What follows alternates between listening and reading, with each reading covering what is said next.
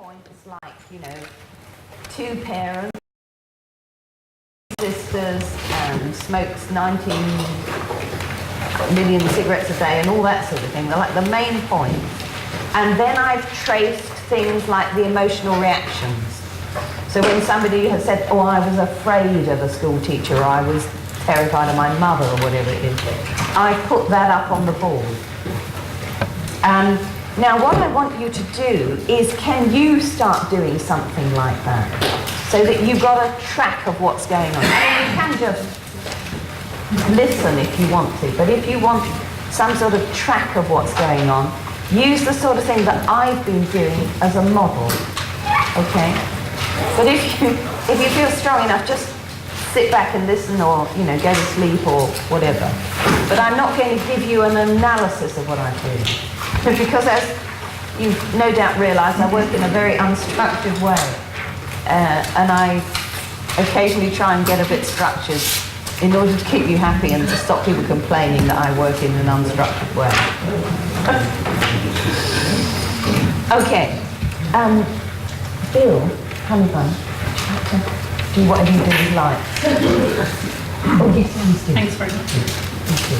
Sorry, I forget that, but just always. That happens.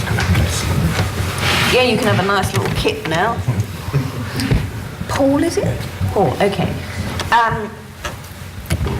Well, Paul half volunteered for this.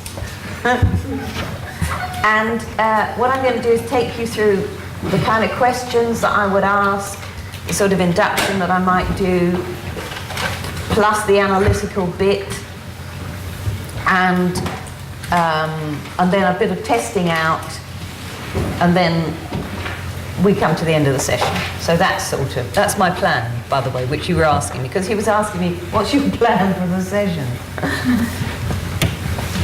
So I've told you. Work away now. Okay, how many do you smoke per day? 20. 20, okay. Have you smoked for a long time? I'd say probably since I was 14, maybe. Right, okay, is that a long time? I'm trying to find out how old I am. Well, we can swap information. 27 years. We're talking about a decade or two. 25 years. Yeah, okay. And it's always been constantly at 20? I'd say probably in times of stress, bad times it probably would have been more. It pops up a bit, yeah. but that's your basic. Have you ever stopped smoking before, or for a period of time? For a year at one time.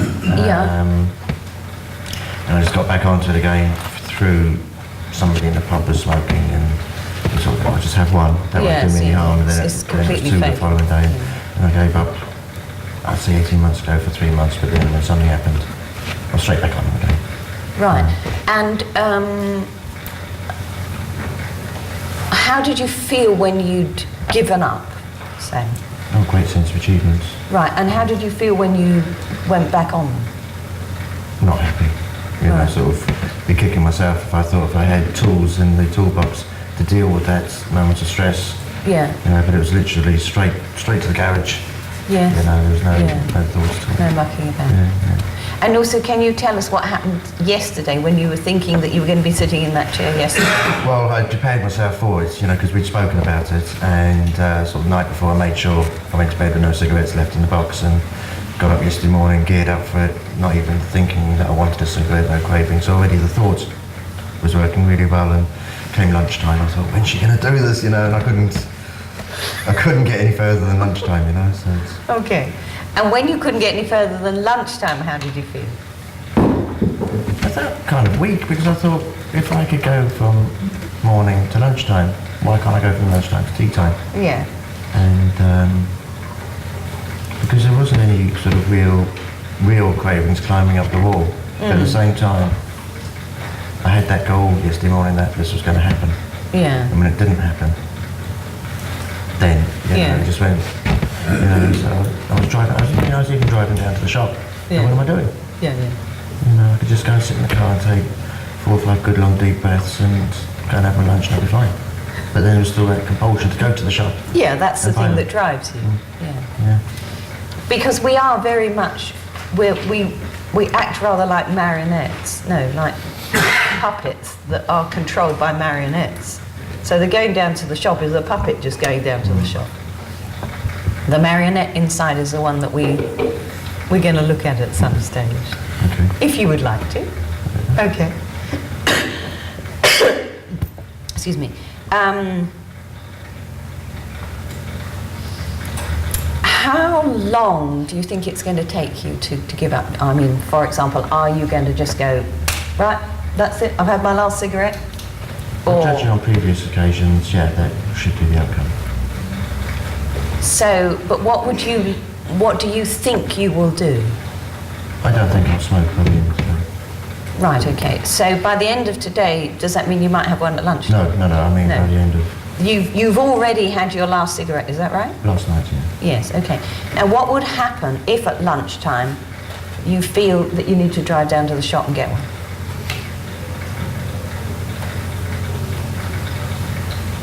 I don't know how to answer that. Well, would you beat yourself up? Would you feel... No, I won't be driving down to the garage at lunchtime. I know that because, I mean, I'm even sitting here now. I mean, normally, if anybody else who smokes, you know, the first one in the morning would be your one to set you off for the day or bring you down for the day, whichever, you know. And I have no desire at the moment for a cigarette. Yeah. You know, I don't intend to. Right, okay. Are you the kind of person that sets yourself goals and then, I got to do it?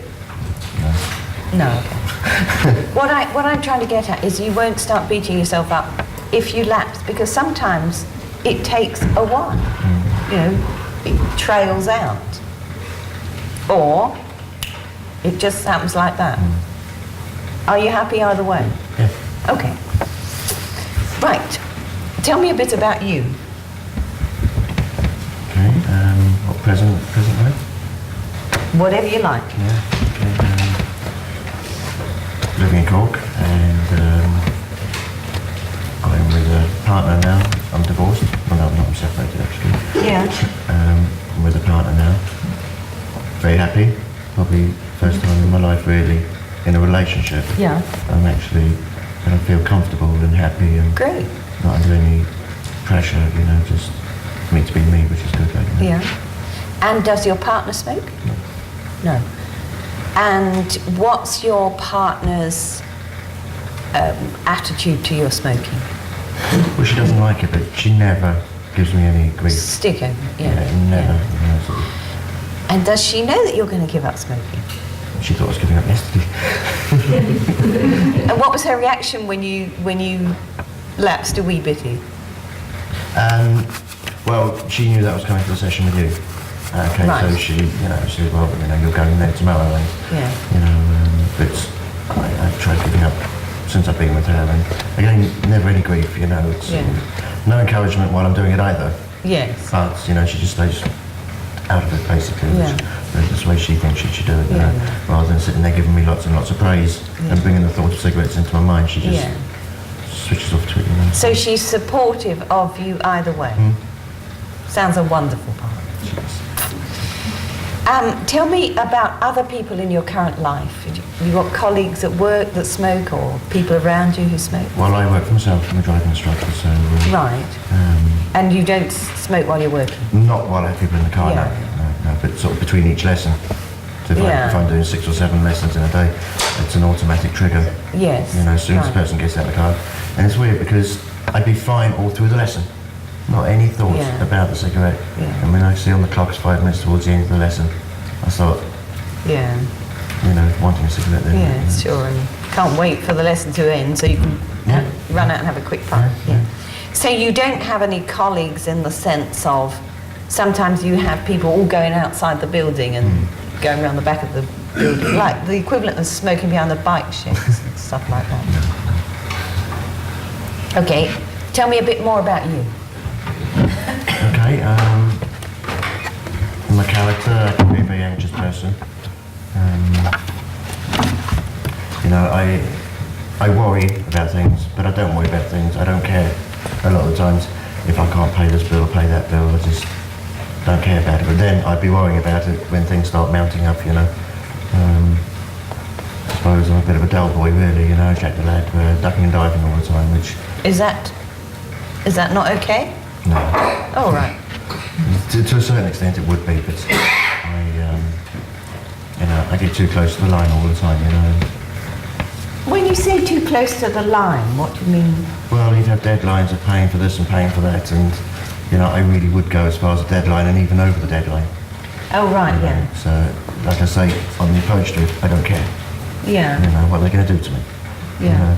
But then if 3 or 4 things are mounting up and I really have to have these things paid, Yeah. and I don't have the money for it then, and that's what causes my anxiety, you know, it always has done. Yeah. So in a way you feel as if you cause your own anxiety. Absolutely. Yeah.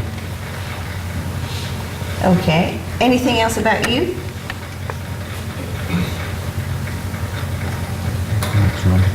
I can't think of what to say really. Oh, it's not what I want to know, it's Yeah, what you want to yeah, say. yeah. You see what I mean? Well, like I say, that would be the main thing in my life, you know, I'm happy in my relationship. The job is good and, you know, we're sort of coming to the end of the course here now, so I'm kind of, looking forward to what the future's going to bring with the right planning and, Yeah. you know, so, And how far from the end of the course are you? well, I'm more or less sort of just got to finish just a small bit of my practical work now. Yeah, so we're kind of months away from it or weeks away from it. Probably a week or so. Oh, wow. Just I need to change a few things. I've just been sitting down thinking about what I've done on the course, what I've done on my notes, and I think Yeah. I could put a bit of work into that. So. Yeah, sure. But it's all together. I just Yeah. got to put it in a folder now and Yeah. Send it all. send it off. And Paul, have you done any analysis? No. No. But you've been working in the practical sense, yeah, so you've done quite a bit. What else about smoking? What else can you tell me about smoking? In what sense? Why might you have started? I don't know. I was actually sitting down and I was like thinking about that. I always looked up to my brother when I was younger. I don't know why, but I did.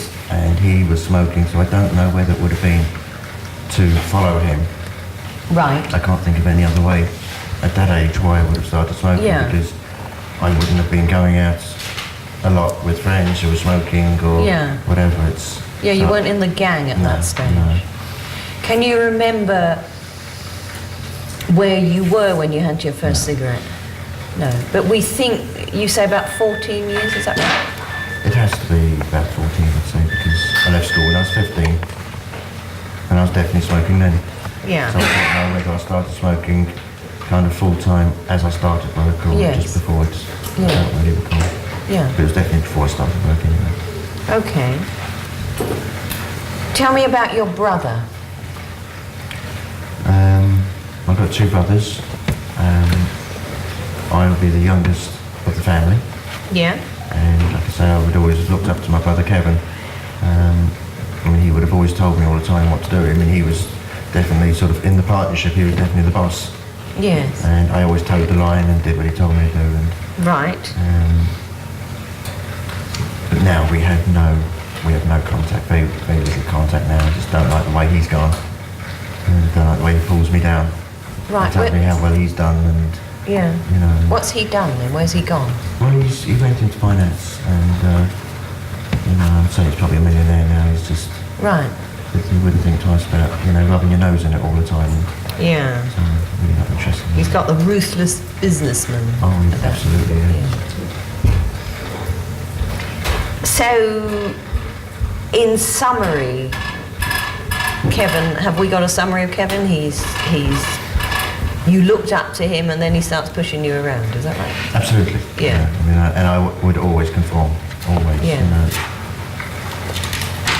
Never rebelled against him, not that I can recall, no. right? Just, you know, I suppose because I didn't have a lot of friends when I was younger. And if he was willing to sort of take me out here and there and do this and do that, then I'd always conform to what he says to do. I mean, it was I think probably like that up to about, I suppose, 10 years ago when I moved over here. Yeah. You know, I still would have done what he told me to do. Yeah. You know, so I'm pleased to have broken away from that. And And you say you didn't have many friends when you were younger. No. What about now? It's the same. I kind of just keep myself to myself, you know. I don't know why, because I've met an awful lot of people over the years in my work and what I do. But sort of, I tend to shy away from friendships. You know, I mean, I was saying to some of the lads there that I didn't feel able to go to the meal the other night because, you know, I get into a situation of a big group. Yeah. If the conversation's going along the lines of where I can throw in my tuppence worth, Yeah. but if I actually have to create a conversation, forget it. You know, I find myself in the corner, like, you know.